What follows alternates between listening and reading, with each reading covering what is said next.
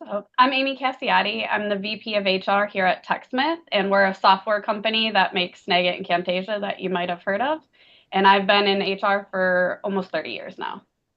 Wow, amazing. Thank you. And from an HR perspective, what's interesting about working for a tech company that does things like video and audio editing and all of this kind of stuff? It's about training videos, information videos. Yeah, I think being HR at a software company like TechSmith, like there's no 2 days that are the same because we've always been on kind of the cutting edge of technology, and our engineers expect us in HR to kind of be on the cutting edge and keep up as well. And so I have to keep refreshing and figuring out new ways of attacking things. Excuse me, just like our engineers are having to do in our software for our customers. I love that. And speaking of new things and attacking things in different ways, video it's not necessarily new, but it's definitely come of age, I would say. And a lot of people love watching video. I mean, YouTube is huge. It's I think the biggest search engine in the world, maybe. Don't quote me on that. Might have to look up my stats afterwards. But tell me a little bit about what makes a really good quality video, especially when we're thinking about training and that kind of stuff. I mean, I think the first thing is being conscious of the length. Depending on what you're trying to give, be really conscious of the time the viewer's having to spend. So be efficient and effective in getting that across, but also ensure that your audio and video are of quality, that they're not having to try to focus on paying attention to that instead of the content. Like the video shouldn't be a distraction from the content you're trying to give. And then as you increase in length of the video, like pull in some more, professional zooming in on an area of the screen that you want them to have attention to. Like those kind of things matter in your training content as well. Yeah, especially when you've got a longer video, you've got more content in there. You just need to highlight that. That's something, I've not always been the first advocate for video. Being, I studied print journalism and magazine journalism, so I came a little later to video. I'll be honest. But what I find the things that distract me in videos is when like you don't get to the point and it's like I've searched for this content and where is it in the video? And you just have to wade through all of this stuff to get to it. And then as you say, there's 90s graphics and 90s PowerPoint stuff going on. And that's all quite distracting. And I think like, I was guilty of this when I first started making videos of just having a PowerPoint and then reading the PowerPoint. I didn't even have myself up on the video. You know, Whether it be Camtasia or other video products that are out there, they allow you to do picture in picture. So even when you have slideshows up, you can be showing yourself to bring like a little bit of human element and interactivity. So they're not just zoning out looking at Yeah. a slide of text on the screen. Absolutely. And that's one of the things that your video report really highlighted well is we want to see a person. And actually, we don't really want to see an AI avatar.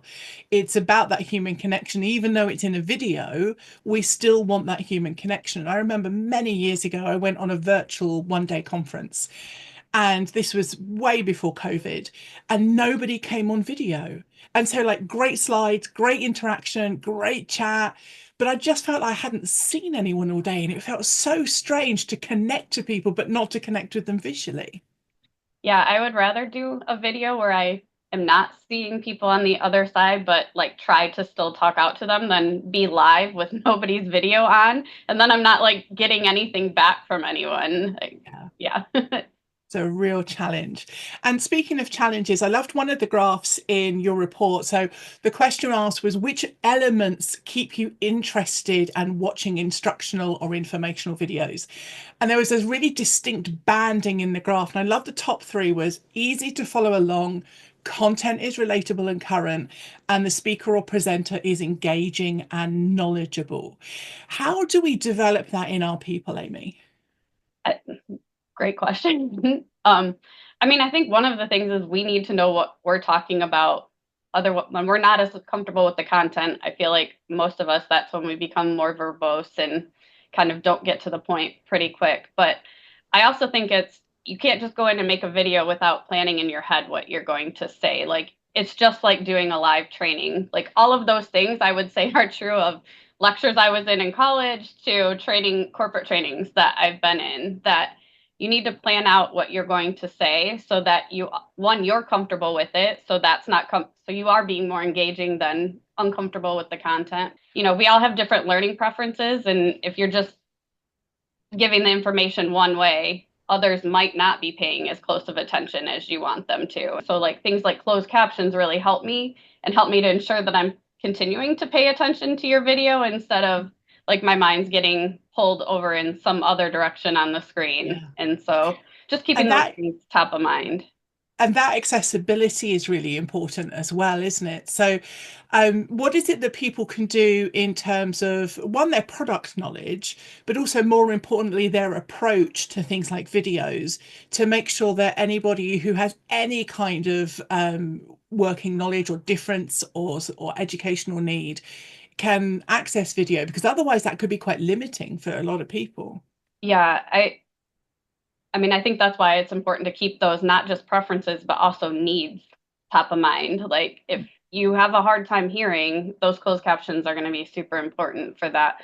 So I think starting with just having those different perspectives in mind when you're thinking about what you're even going to do for the training is super important. And then ensuring whatever tool you're using to create that video, that they have options available that help you to do those things. And then like we have an accessibility group here at TechSmith. And so I will sometimes go to them and be like, hey, here's what I need to do. Here are my concerns that I want to make sure I'm looking out for. Do you have advice for me? So it's, using other people, not just yourself, to ensure that you're hitting on all of those different preferences and needs.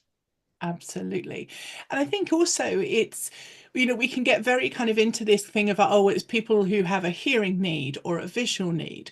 But actually, there are so many instances. For instance, I watch a lot of video with the sound off just because I'm in an environment where the sound isn't appropriate, or I don't have my headphones, or whatever reason it is. And even on something like Facebook, like the captions come up, brilliant, but then it's overwritten by the text on Facebook. So understanding where our videos are sitting, the context of whether that's YouTube or Facebook or an internal learning management system, I think those things are really important as well. And that was something that was also in your report about where people are consuming their video. But obviously, if we're talking kind of about training and instructional videos, um, tell me a little bit from that perspective about people who have to watch a video, because that came up a couple of times in your report. I mean, I think one of the things with when they have to watch it is being cognizant of when you're asking them to watch it. If they have 3 different deadlines for things you need to get out to customers, and you have this compliance training is what I do a lot of in HR, the compliance training is probably taking the back door as it should to those customer things. So one, ensuring you're giving them enough time to complete something that they have to watch, but also like building things into that. Is there any kind of interactivity in that, or a way for them to have discussions that are going to help ensure they're staying engaged? And again, their eyes aren't moving over to an email or something else. But also, how do you ensure that they know why it's important that they watch that? Like, that's one of the big things for us with our staff is like, why is this compliance training important? Like, what does it mean for us, for you as an employee, for our customers? Like, ensuring they understand all of that. And then even though they might still not want to take the training, they're willing to take it because they understand why it's important. And I think we forget that piece a lot on many things. Like, why does it matter? Why is it important? Like, yeah. I love that. Great place to end. Amy, if people want to get in touch or follow you, where can they find you? They can find me on LinkedIn, just Amy Casciotti. Fantastic. Thank you so much.